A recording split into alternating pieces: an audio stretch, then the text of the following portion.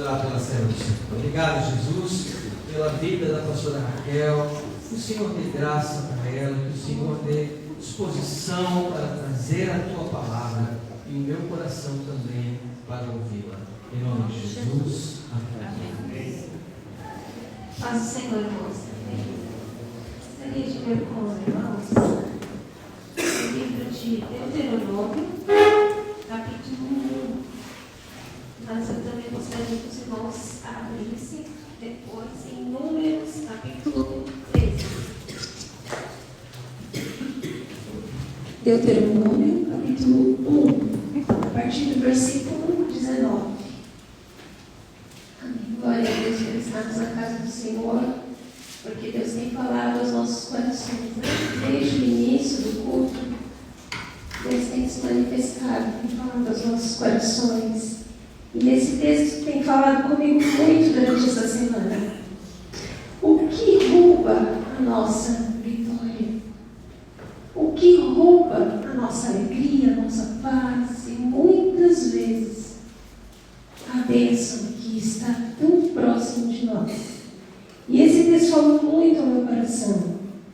Deuteronômio, capítulo 1, versículo 19, diz assim: Então partimos de Horebe e caminhamos por todo aquele grande e terrível deserto que vistes, pelo caminho da região montanhosa dos amorreus, como o Senhor nosso Deus nos ordenara, e chegamos a Cades Barneia.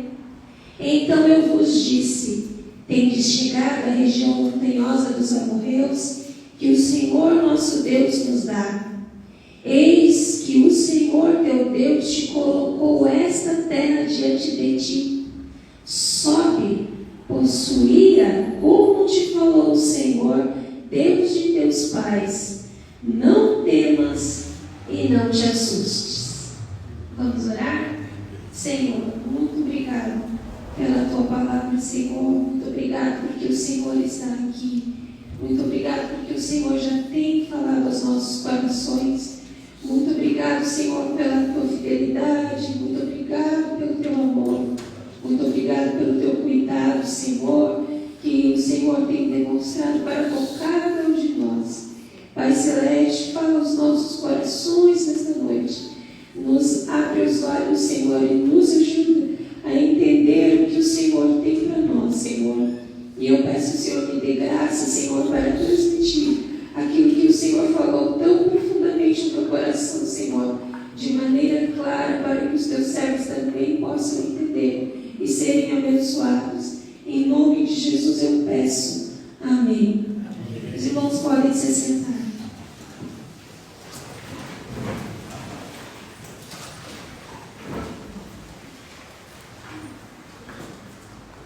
O povo de Israel havia sido escravo no Egito por 430 anos. Só que Deus tinha dado uma promessa a Abraão, que eles iriam possuir a terra de Canaã. E depois de 430 anos de escravidão, Deus levanta um homem chamado Moisés. E Moisés e Arão, seu irmão, são usados por Deus para tirar o povo de Israel daquela escravidão no Egito, que tanto tinha afligido a vida deles. E Deus tirou um povo muito grande dali do Egito, em torno de 3 milhões de pessoas. E eles foram vindo e foram caminhando. Passaram pelo Mar Vermelho, o Mar Vermelho se abriu e eles passaram em terra seca, atravessaram o Mar Vermelho, né? E ali Deus foi falando àquele povo. Da saída do Egito até aqui, mais ou menos haviam se passado 1 ano e meio, mais ou menos. Deste 1 ano e meio, 11 meses, eles tinham parado no Monte Sinai. E eles tinham visto no Monte Sinai aquela nuvem, os trovões, os relâmpagos, e ouviram a voz de Deus falando com eles. Moisés desce do monte com as tábuas na mão, das tábuas dos 10 mandamentos que Deus havia escrito com o seu dedo. Eles tinham visto os milagres na terra do Egito, as pragas, e como poderosamente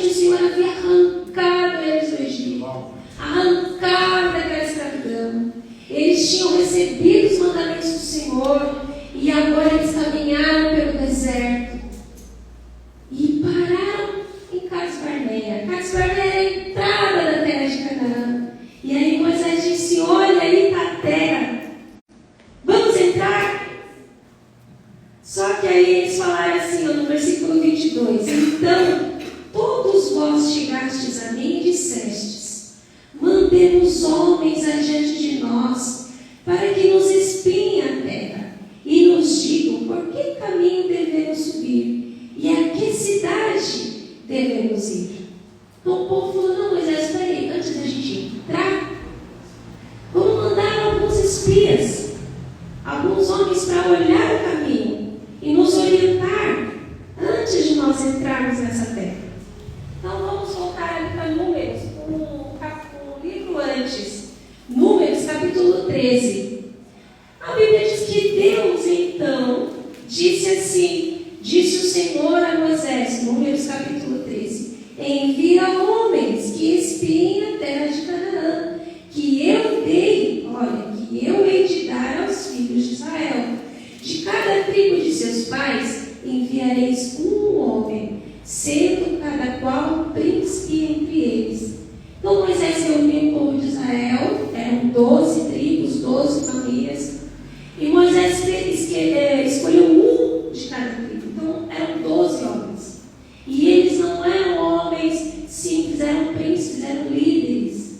E aí Moisés disse assim, lá no versículo 17 de Números capítulo 13, enviou-os, pois, Moisés a espiar a terra de Canaã e disse-lhes: subi ao Neguebe e penetrai nas montanhas, vede a terra, que tal é? E o povo que nela habita, se é forte ou fraco, se poucos ou muitos. E qual é a terra em que habita, se boa ou má? E que tais são as cidades em que habita, se em arraiais, se em fortalezas? Também qual é a terra, se fértil ou estéril, se nela há matas ou não? Tende ânimo e trazei o fruto da terra. Eram aqueles dias os dias das primícias das uvas. Então aqueles homens entraram por Cades Barneia e a Bíblia diz que eles atravessaram a toda a região. E eles foram caminhando. Nessa caminhada eles levaram 40 dias. Eles olharam toda a terra e voltaram. E eles então passam pelo vale de Escol e trazem um cacho de uva. O cacho de uva era tão grande, a Bíblia diz, que 2 homens precisaram para trazer um cacho de uva, de tão grande que era. Eles atravessaram, a gente imagina, né? A gente conta as histórias para as crianças. Eles pegaram, as figuras mostram uma vara e penduraram o cacho naquela vara e cada um de um lado, outro do outro, colocaram um ombro e trouxeram. Imagine um cacho de uva. E trouxeram outras coisas, como romãs. E eles chegaram e falaram para o povo: olha, a terra que o Senhor nos levou é muitíssimo boa. Olha o fruto que nós trouxemos. E a princípio o povo ficou muito feliz. Poxa, essa terra realmente mana leite e mel. É uma terra muitíssimo boa. É uma terra ampla. É uma terra fértil. É uma terra boa. Mas, olha só no versículo 27. Eles começaram a relataram a Moisés e disseram: fomos à terra a que nos enviastes, e verdadeiramente mana leite e mel. Esse é o fruto dela. Mas aí eles continuaram: o povo, porém, que habita nessa terra é poderoso, e as cidades muito grandes e fortificadas. Também vimos ali os filhos de Anak. Os amalequitas habitam na terra do Neguebe. Os heteus, os jebuseus e os amorreus habitam na montanha. Os cananeus também habitam ao pé do mar e pela ribeira do Jordão. Aí eles foram relatando: a terra é boa, mas as cidades são fortificadas. fortificadas. O povo que habita lá é poderoso. E nós vimos os anaquins. Quem eram os anaquins? Eram gigantes. E eles disseram, olha só, lá no versículo 33, também vimos ali gigantes, os filhos de Anak, e são descendentes de gigantes, e éramos aos nossos próprios olhos como gafanhotos, e assim também o éramos aos seus olhos. E aquele povo que estava tão feliz, de repente começou a chorar, começou a se entristecer, e começou a dizer, mas Deus nos trouxe aqui para entrar nessa terra, impossível. E a Bíblia diz que os espias, olha só, esses 10 de 12, 10 disseram assim, não poderemos subir contra aquele povo, porque é mais forte do que nós. E diante dos filhos de Israel, infamaram a terra que haviam espiado. O que é infamar? É espalhar uma fama, tornar infame, desacreditar. E isso falou muito no meu coração, porque no meio de 12, 10 dizem isso. Mas 2 têm uma visão diferente. Se a gente ler no versículo 30, diz assim, então Caleb fez calar o povo perante Moisés e disse, eia, subamos e possuamos a terra, porque certamente prevaleceremos contra ela. Caleb disse assim, não, vamos entrar, nós estamos aqui na porta, vamos, Deus vai ser conosco, nós vamos possuir. E 10 disseram assim, não, eles são muito poderosos, nós não vamos conseguir. E aí, Josué também, se nós entrarmos lá no capítulo 14, no versículo 6 diz assim, Josué, filho de Nun, e Caleb, filho de Jefoné, dentre os que espiaram a terra, rasgaram as suas vestes e falaram a toda a congregação dos filhos de Israel, a terra pelo meio da qual passamos a espiar é terra muitíssimo boa. Se o Senhor se agradar de nós, então nos fará entrar nessa terra e nos dará, terra que mana leite e mel. Tão somente não sejais rebeldes contra o Senhor e não temais o povo dessa terra, porque como pão os podemos devorar. Retirou-se deles o seu amparo. O Senhor é conosco. Não os temais. Olha a diferença. 2 dizem assim, é tão fácil entrar que é como se a gente estivesse comendo um pão. E os outros 10 diziam assim, não, eles são gigantes, são tão grandes, que nós somos pequeninos como gafanhotos. E eu fiquei pensando, meu Deus, que diferença. Por quê? Será que Josué e Caleb viu coisa diferente dos outros? Será que eles viram algo que os outros não viram? Será que eles não viram gigantes que os outros viram? Será que eles não viram as cidades fortificadas como os outros viram? A Bíblia diz que eles viram a mesma coisa. Eles viram os gigantes, eles viram as cidades fortificadas, eles viram o povo, viram os frutos, eles viram tudo. Qual é a diferença? Qual foi a diferença? O que fez a diferença no coração de Josué e Caleb e que não havia nos outros 10? E uma coisa que Deus me falou que havia no coração dos 10 foi medo. Foi um medo tão grande que eles começaram a olhar as circunstâncias e as dificuldades. Olha, é muito grande esse muro, olha. Tu viu aquele homem lá? Que é enorme, meu Deus do céu. Eu sou pequenininho. E para eles a sensação foi um medo tomando conta do coração. E aquilo parece que foi aumentando, ao invés de diminuir. E quantas vezes o medo entra no nosso coração? Porque a gente começa a ver as dificuldades. Poxa, está difícil. Está difícil, Jesus, está difícil. Mais uma luta, ai, que difícil. A gente é assim. O medo. E o medo, ou ele faz nos fugir e se esconder.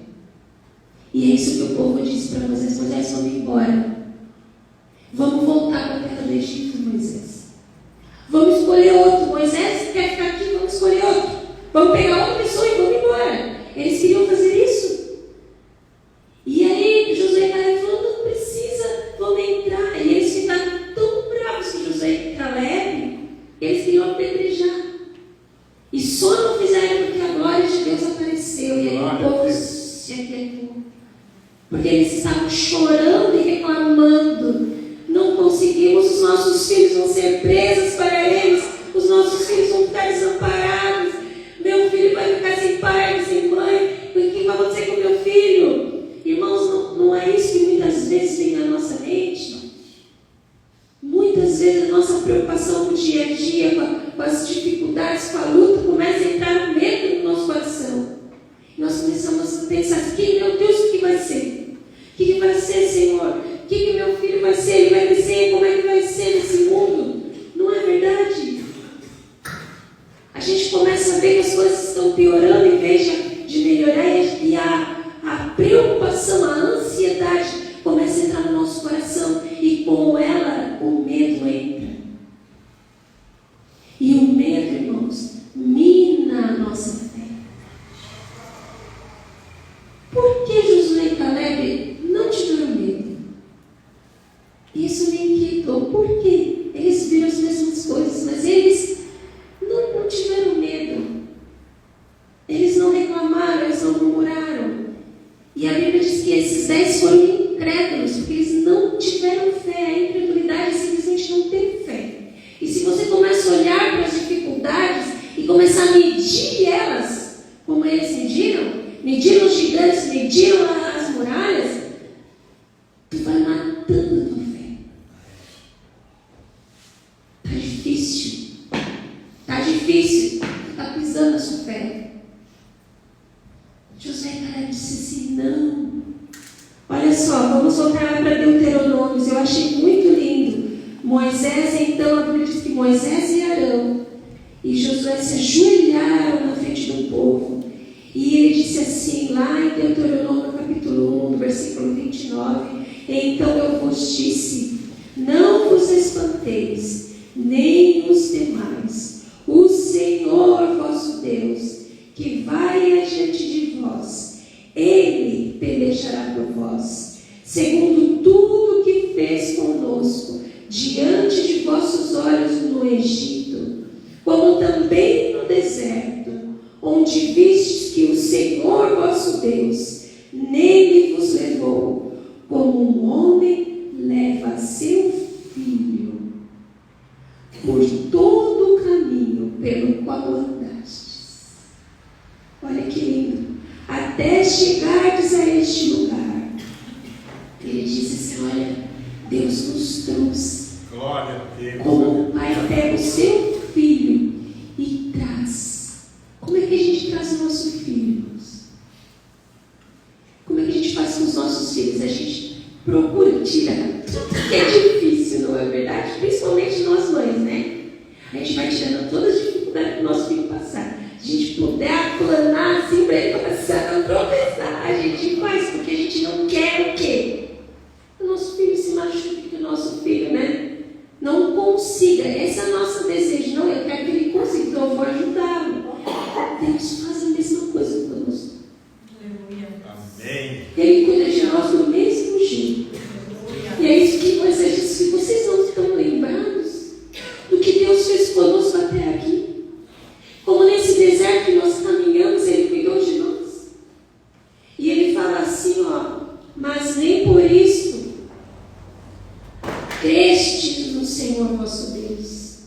Eis que Ele foi adiante de vós por todo o caminho, para vos procurar o lugar onde devis acampar, de noite no fogo, para vos mostrar o caminho por onde havíeis de andar, e de dia na nuvem. Deus ia diante do povo, ia na frente do povo, e de noite Deus era uma coluna de fogo para esquentar, porque no deserto a noite é fria, é muito fria. Então aquela nuvem que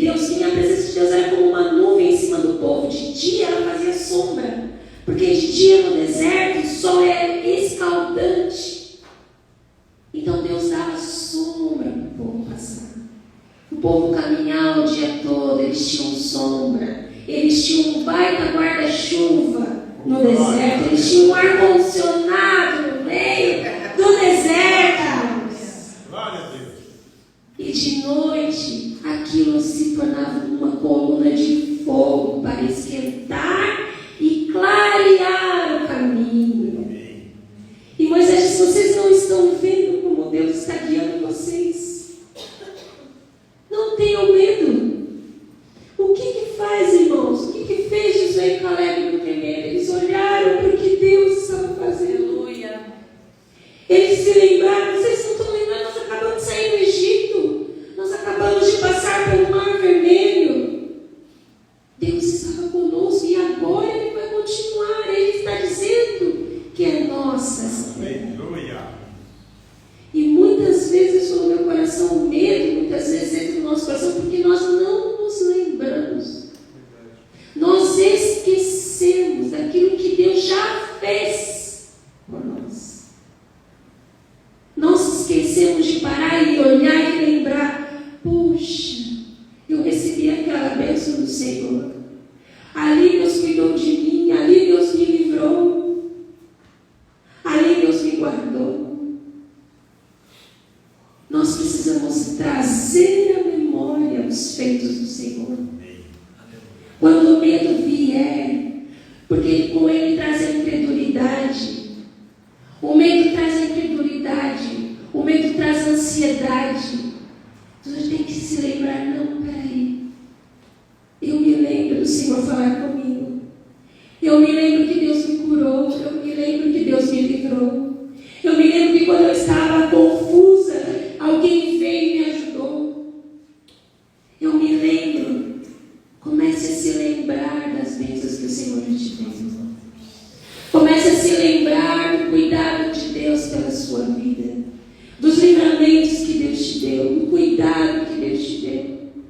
Quantas vezes nós apenas desejamos no nosso coração e aquilo acontece, é a mão de Deus realizando o desejo do teu coração. Porque se está dentro do seu coração e você apenas pensou e se ali aconteceu, quem é que podia saber? Senão Deus. E aqueles homens, irmãos, aqueles 10 homens, e todo o povo que chorou, que reclamou, que quis apedrejar, Deus disse assim: esse povo, por causa da incredulidade deles, eles não vão entrar na terra de Canaã. Pode voltar para o deserto e ficar no deserto. Levaram 40 dias para espiar, vão ficar 40 anos no deserto, até que todos morram, porque eles não vão entrar, salvo Josué e Caleb, porque eles creram em mim. E os filhos que eles estavam chorando, que os filhos iriam ser por presa, esses vão crescer, e esses vão entrar naquela terra, conquistá-la e desfrutá-la. Muitas vezes nós estamos na porta da nossa vitória. Nós estamos a um passo de ver a realização das promessas de Deus na nossa vida. E aí nós começamos a olhar as dificuldades e as lutas e começamos a desviar os nossos olhos. Como Pedro, quando pediu para Jesus. Jesus falou assim, estava andando sobre as águas e falou assim: eu quero andar também, Senhor. Jesus disse: pode vir. Pedro andou. Ele andou sobre as águas. E enquanto ele olhava para Jesus, ele estava caminhando sobre as águas. Quando ele começou a olhar o vento, quando ele começou a olhar a água, o que aconteceu? Ele afundou. E aí ele precisou clamar: Jesus, me ajuda. E Jesus estendeu, Jesus estava tão próximo que ele estendeu a mão, pegou e ele levou: oh, homem de pequena fé. Glória a Deus. Por que duvidastes? Por que duvidar, irmãos? Por que duvidar? Se o Senhor está conosco, por que tem medo se o Senhor tem cuidado de nós? Aleluia, Jesus. Por que ansiedade se o Senhor tem ouvido as nossas orações e Ele tem respondido?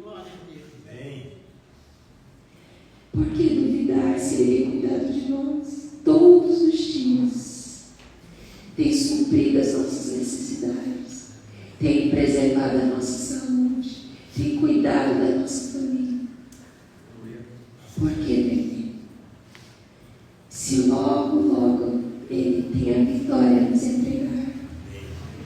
Então, preste atenção, porque nós temos uma facilidade muito grande de reclamar. Cuide do seu coração, cuide da sua boca. Quando vier aquele desejo de reclamar, pare e pense: não, Jesus está cuidando da minha vida. Lembre de uma bênção que Deus te deu. Lembre de uma vitória que Deus te deu. Às vezes faz pouco tempo, como o povo fazia tão pouco tempo que eles tinham atravessado o Mar Vermelho. Eles estavam comendo do maná. O maná era pão que Deus mandava do céu para eles todos os dias. Eles colhiam aqueles maná e comiam todos os dias. A Bíblia diz que era como semente de coentro, era branco, era uma sementinha, e o sabor era como bolo de mel. Eles ajuntavam todos os dias, eles tinham para comer, todos os dias. Onde eles chegavam que não tinha água, Deus fazia água da rocha, fazia sair água da rocha. Quando as águas eram amargas, Deus tornava as águas boas para se beber. E além de tudo, a nuvem constantemente sobre eles. A Bíblia diz que os pés deles não se incharam. A roupa não envelheceu. A sandália não se gastou. Não é assim que Deus faz conosco, né? Deus cuida de nós todos os dias. Mas o diabo sempre nos rodeia com más notícias. Ele sempre vai nos trazer uma má notícia. Ele sempre vai nos jogar uma coisa para nos tirar a paz, para nos roubar a alegria. E a nossa carne também, muitas vezes, tende sempre para as coisas que não agradam ao Senhor. Lembre-se, o Senhor está cuidando de nós. Lembre-se da palavra. Por isso é necessário nós estarmos em oração. Por isso é necessário nós termos o hábito de ler a palavra de Deus. A Bíblia diz que Deus vai nos trazer a memória, mas Ele só pode nos trazer a memória aquilo que eu já li, aquilo que já entrou dentro de mim, está na minha mente. Aí Ele vai nos trazer a memória. Quantas vezes Deus nos traz a memória pedaços de versículos? Quantas vezes Deus me trouxe a memória versículos? E eu fiquei assim: meu Deus, esse versículo. Mas é tão fácil. Você pega o teu celular, abre no Google, digita lá o que você lembrou. Aí escreve versículo, vai aparecer lá o versículo. Eu pego a minha Bíblia e quando eu começo a ler: Jesus, olha aqui, maravilhosa a palavra do Senhor. Essa palavra traz esperança ao nosso coração. Essa palavra manda o medo embora. Essa palavra traz a nossa fé de volta ao coração. E nós precisamos regar a nossa fé com a palavra de Deus. Nós precisamos regar a nossa fé com a oração. Nós precisamos regá-la todos os dias. E ela vai se tornando uma árvore. A Bíblia diz que ela se torna uma árvore frondosa. E as raízes têm que ser profundas na palavra do Senhor. Talvez, às vezes, tem momentos que você não vai ter a Bíblia na sua mão. Mas se você ler, Deus vai te trazer a memória. Por isso precisamos ler a palavra. Por isso é um hábito. Por isso que eu e o pastor falamos para vocês, não cansamos de falar: leia a Bíblia. Leia a palavra. Medite na palavra. Estude a palavra. Seja curioso na palavra do Senhor.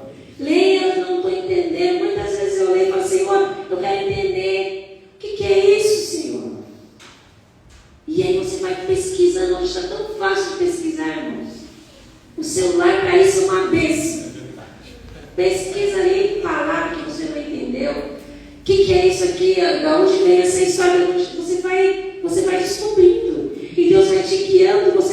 aprendendo e aquilo vai trazendo para o seu coração alegria, fé, esperança. Não nesse mundo, mas num Deus Todo-Poderoso, que apesar do mundo estar num caos, Ele age. Apesar do mundo estar perdido, Ele nos livra. Apesar deste mundo estar indo para um lugar terrível, Ele nos cuida. Ele nos protege. E Ele tem para mim e para ti um lugar na glória. Não é aqui que eu quero ficar. Meu lugar é no céu. A minha herança está lá. A sua também. Lá é maravilhoso. Nós precisamos desejar as coisas do céu. Desejar o que Deus tem para nós, que é infinitamente melhor do que esse mundo pode oferecer. Aqui a Bíblia diz que os ladrões roubam, que a traça corrói. Mas lá não tem ladrão. Lá não tem traça. Lá habita justiça, paz, alegria eterna. Aleluia. E apesar de neste mundo não haver justiça, o nosso Deus é justiça. Aleluia. Ele é um justo juiz. Ele nos defende. Ele é o nosso advogado. Ele cuida de nós. Amém. Regue a sua fé com a palavra de Deus. Regue a sua fé com a oração.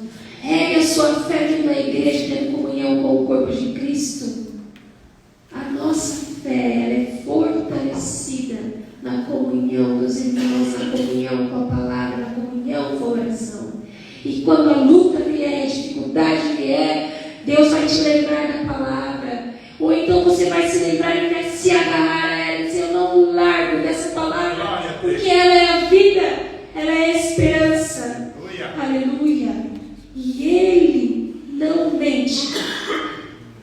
Eu estava lendo Números e eu achei muito bonito quando Balaão, Deus usa a vida de Balaão e ele fala assim: Deus não é homem para que minta, nem filho do homem para que se arrependa. Porventura, tendo ele dito, não o fará? Tendo ele prometido, não o cumprirá? Deus cuida de nós. Ele prometeu que estará conosco todos os dias. Ele prometeu que vai nos guardar. Ele prometeu que cuidará de nós e nos levará para morar com Ele.